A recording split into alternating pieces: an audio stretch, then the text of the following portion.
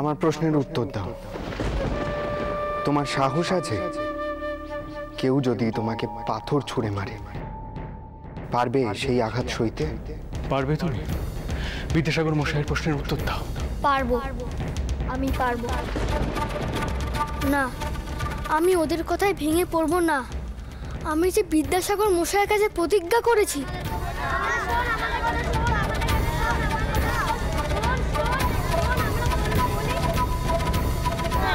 দাঁড়া দাঁড়া দাঁড়া, আমি জিজ্ঞাসা করছি ওকে।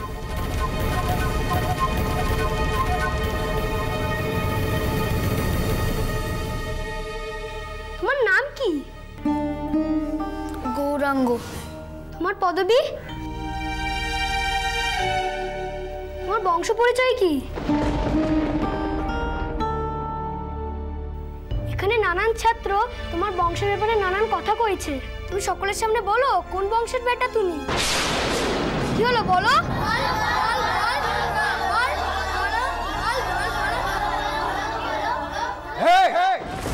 কি ব্যাপার, এত গোল করছো কেন? সকলে নিজ নিজ স্থানে উপবেশন করো।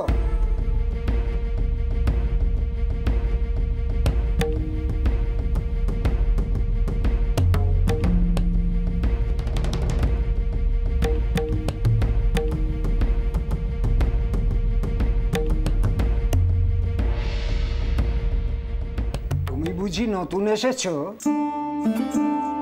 কি পরিচয় তোমার? পিতা কি কার্য করেন?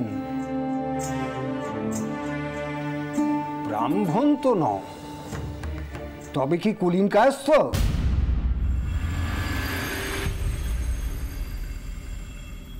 আগে বিদ্যাসাগর মহাশয় আমায় লেখাপড়ার সুযোগ করে দিয়েছেন, আর পিতার পরিচয় আমি জানি না।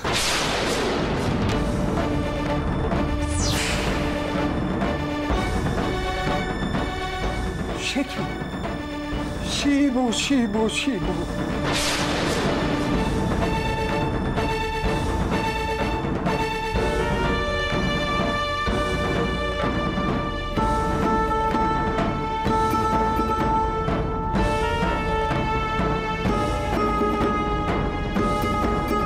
বাচ্চাধন, পিতার পরিচয় নেই, অথচ ভদ্র ব্রাহ্মণ সন্তানদের সঙ্গে লেখাপড়া করতে এসেছো। এসবের সঙ্গে লেখাপড়ার কি সম্পর্ক? শোনো, বিদ্যাসাগর মহাশয়ের সঙ্গে আমরা যোগাযোগ করছি। কোনো পিতৃ পরিচয়হীন ছাত্র এই বিদ্যালয়ে পড়তে পারবে না। এখানে সব ভদ্রঘরের ব্রাহ্মণ সন্তানরা বিদ্যাভ্যাস করতে আসে। তুমি এখনই এই কক্ষের বাইরে চলে যাও।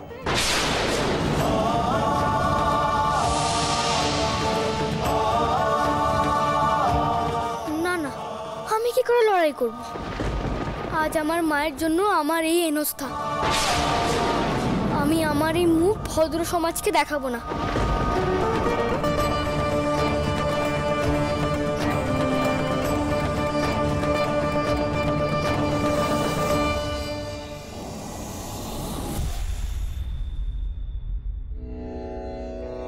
মান্যবরেশ্বর সিংহী মহাশয়, স্থির করিলাম আমার পুত্র ভূপালচন্দ্রের বিবাহ আপনার কন্যা কল্যাণিয়া কমলমণির সহিতই হইবে, কিন্তু কিছু ব্যক্তিগত কার্যে ইদানিংকালে ব্যস্ত থাকিবার দরুন এখনই পাত্রী দেখা সম্ভব হইতেছে না।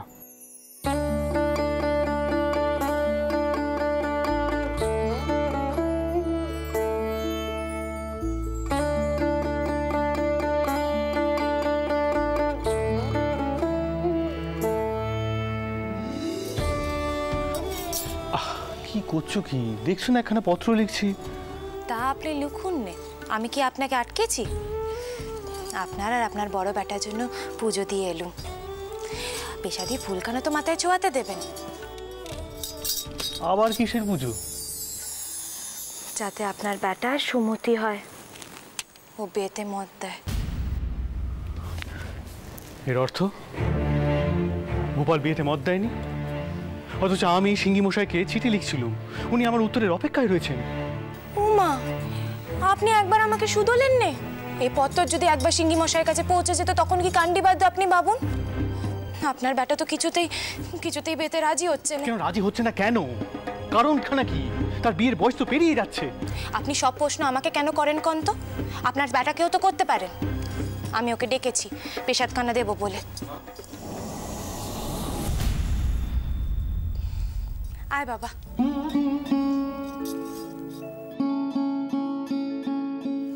নে পেশাদখানা ধর। দাঁড়াও।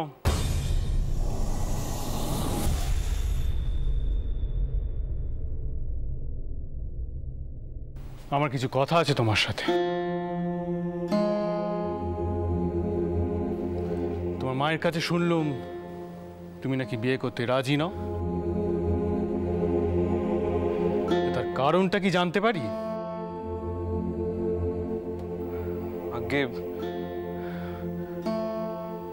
আগে আমি যদু দাদাকে সব জানিয়ে দেবো। কেন? যদু দাদাকে কেন জানাবে? যখন এত বড় একখানা সিদ্ধান্ত তুমি নিজেই নিয়েছো তখন তার কারণখানা নিশ্চয়ই আমাকে জানাতে পারবে। তার সাহসটুকু তোমার আছে? আহা, আপনি ভূপালকে সবসময় এভাবে বকাবকি কেন করেন কোন তো? বাবা ভূপাল, কি সমস্যা তোর? আমায় ক। তোর বাবা মশাই যে ঘরে তোর সম্বন্ধ ঠিক করেছে তা খুবই ভালো ঘর। আর শুনছি পাত্রীও নাকি খুব নক্ষীমন্ত। মা, আমি এসব নিয়ে কোনো প্রশ্ন করেছি বলো? এটাই তোমার দোষ, এটাই সমস্যা তোমার। তুমি কোনো প্রশ্ন করো না, শুধু নিজে নিজে সিদ্ধান্ত নিয়ে বসো। শোনো ভূপাল, তোমায় স্পষ্ট বলে রাখি, আমি কিন্তু সিঙ্গি মশাইকে এক প্রকার কথা দিয়ে দিয়েছি। শুধু কন্যা আশীর্বাদ করা বাকি আছে। তা করা হয়নি শুধুমাত্র তোমার দিদিমা আর আটামশাইয়ের সাথে পরামর্শ করা হয়নি বলে। কিন্তু আজ সন্ধ্যের মধ্যে তাদের সাথে পরামর্শ করে আমি দিনক্ষণ সব ঠিক করে নেব। তার আগে মেয়ে দেখতে হবে। তুমি চাইলে যেতে পারো, তোমার মাকে আমি সব বলে রেখেছি। তোমার দাদা, তোমার ভাই, তারা সবাই যেতে পারে।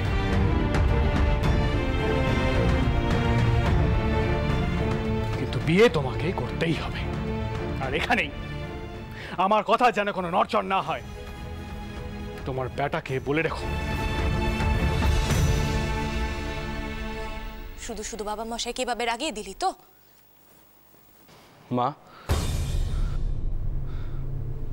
বাবা মশাইকে বলে দাও আমি বিয়ে করব না।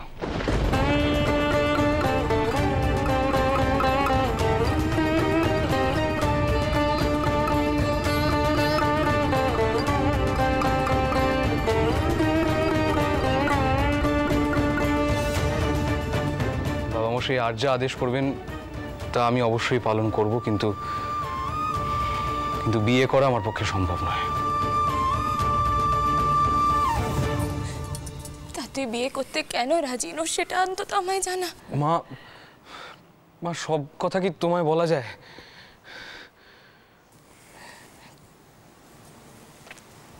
বুঝেছি,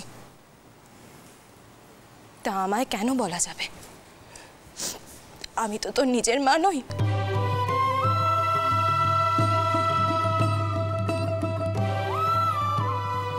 শুধুমাত্র তোকে মানুষ করেছি।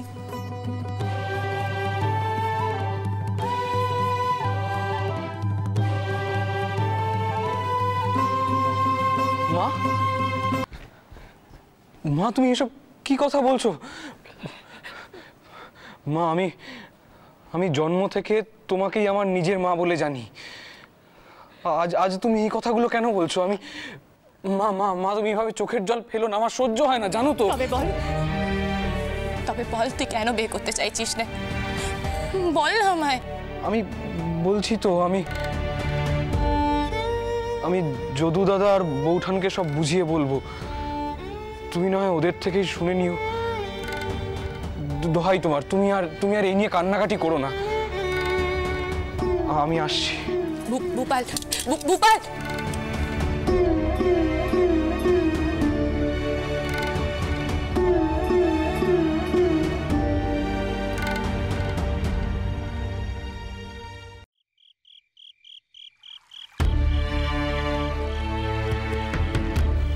তো তুমি কত বাবা, হঠাৎ তুমি এমন করে সবার ডাকলে কেন?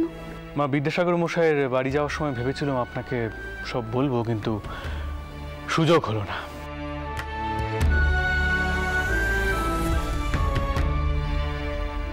আমি ভূপালের বিবাহ সিঙ্গি বাড়িতে ঠিক করেছি।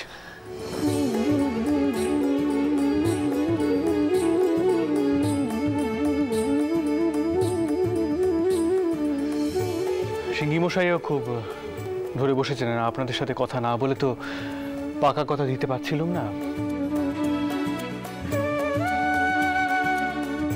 ওনার কনিষ্ঠা কন্যা কমলমণি, বছর 12 বয়স। বাহ বাহ, খুব ভালো খবর দিলে মধুর, সত্যি খুব খুব আনন্দ পেলাম। আমিও ভাবছিলাম জানো, ভূপাল আর কতদিন আইবুড়ো থাকবে। ওইদিকে যদুর জীবনটা এমন ভাবে, তাকে তো একটু সময় দেওয়া প্রয়োজন।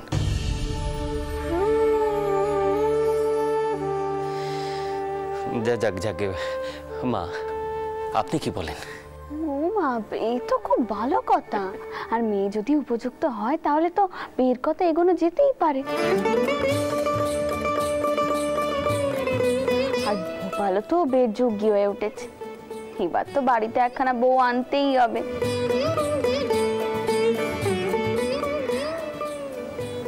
আমি তো ভেবেছিলাম যদুর বিয়েখানা টিকবে, তারপর না হয় ভোপালের বিয়ে দেবো।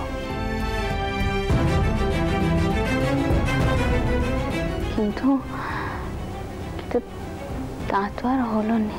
আমি বলি কি, পাত্রী যখন ঠিক হয়ে গেছে তখন তো আশীর্বাদ কানে সেরে ফিরলেই হয়। কি কর চটকু? কি ও মা, তুই আবার এরকম করে দাঁড়িয়ে আছিস কেন? কিছু ক। আমি আবার কি কইব বদ দিদি, আমি বই কি এই আলোচনা করে কি লাভ? ভূপাল তো বেতে রাজি হচ্ছে না। মানে? মা, ভূপাল কয়েছে ও বিয়েই করতে চায় না।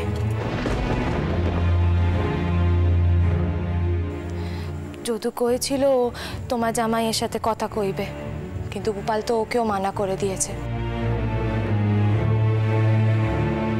কয়েছে ও বিয়ে করবেই না। ভূপাল কাকে বিয়ে করবে আর করবে না সেটা ও ঠিক করবে না। বড়রা সিদ্ধান্ত নেবে ও কাকে বিয়ে করবে, আর ওকে সেটা মেনে চলতে হবে।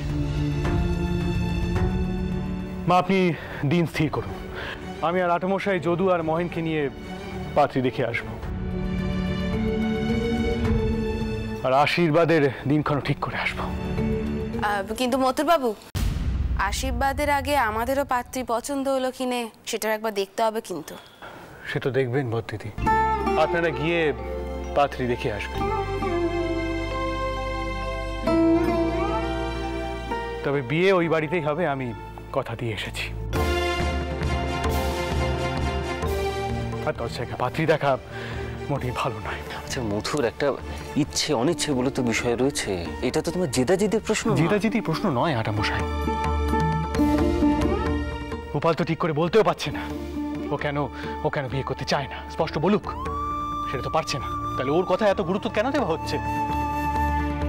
আর ওর উচিত ওর বাবা মশাইয়ের কথা মেনে চলা।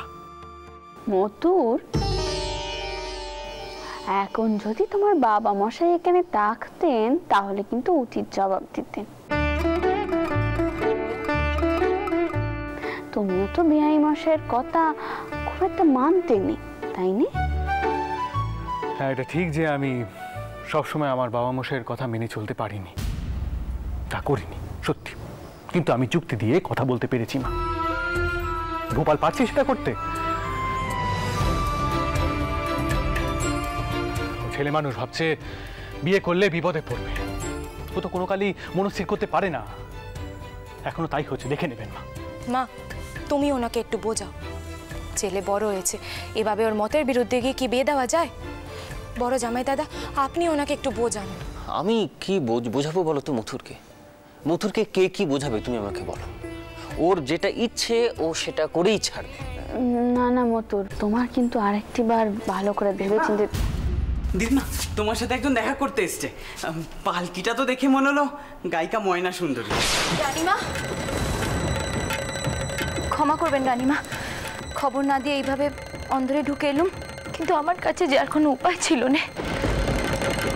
আমি সকালবেলা গৌরকে স্কুলে পাঠিয়েছিলাম, তারপর থেকে ওর আর কোনো খোঁজ পাচ্ছি না।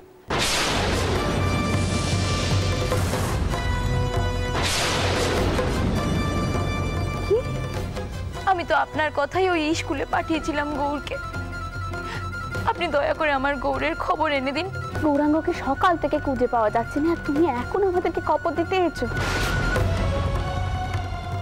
মতন, তুমি আর দেরি করো না, যেভাবেই হোক ছেলেটাকে কিন্তু খুঁজে বার করতেই হবে। আমার গৌরকে যদি খুঁজে না পাওয়া যায় তাহলে তাহলে আমি কিন্তু এখন এসব চিনতে মাথাতেও আনবে না। আর চটকো কি, তুমি ওকে নিয়ে অতীত চালায় যাও, ও সেখানে অপেক্ষা করো। আর মতুর, তুমি নেটেলদেরকে তৈরি হতে কাও। হ্যাঁ মা, আপনি চিন্তা করবেন, আমি দেখছি। ময়ন, তুমি এখানে কি করছো? যাও ভেতরে যাও। কি হলো, যাও।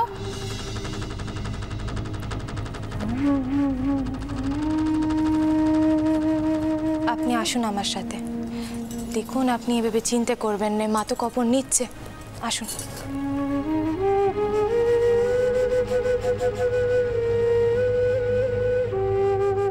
দাঁড়াও পদ্ম,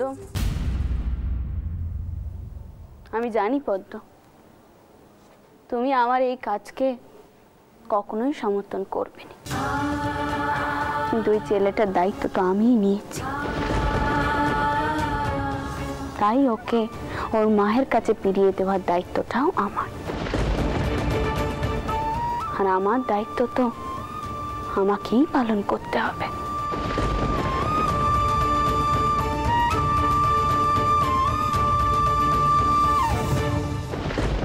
দাশরথী, তুমি লেঠেল দল নিয়ে একদিক যাও, আমি স্কুলের দিকটা যাচ্ছি। ও হ্যাঁ, আর নৌকো ঘাটের দিকটা দেখো কিন্তু।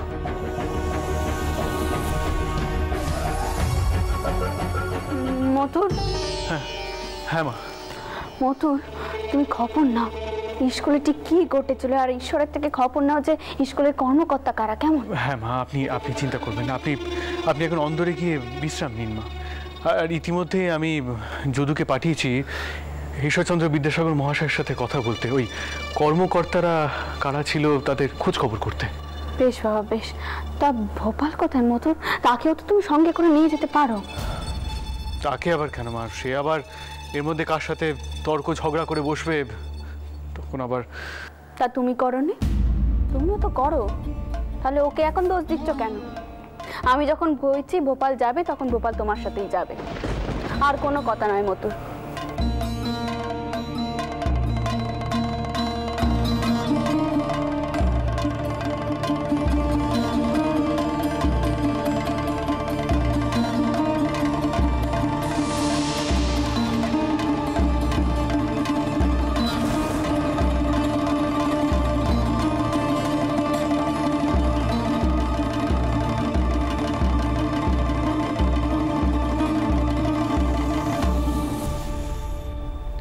শোনো দাদু ভাই, সব দিক কিন্তু ভালো করে খুঁজবে, কোনো দিক যেন বাদ না থাকে, কেমন?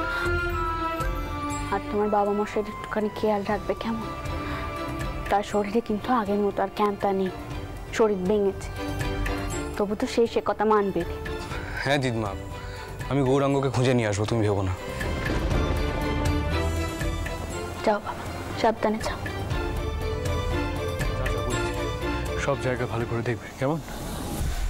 আমার একটা বক্তব্য ছিল, কয়েকজন লেঠেল সঙ্গে পেলে আমিও খুঁজতে যেতে পারি।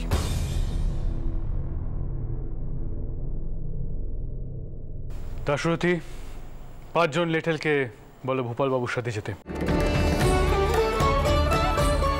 তারা উত্তরে বাজারের দিকটা দেখুক, আমি এগোলাম।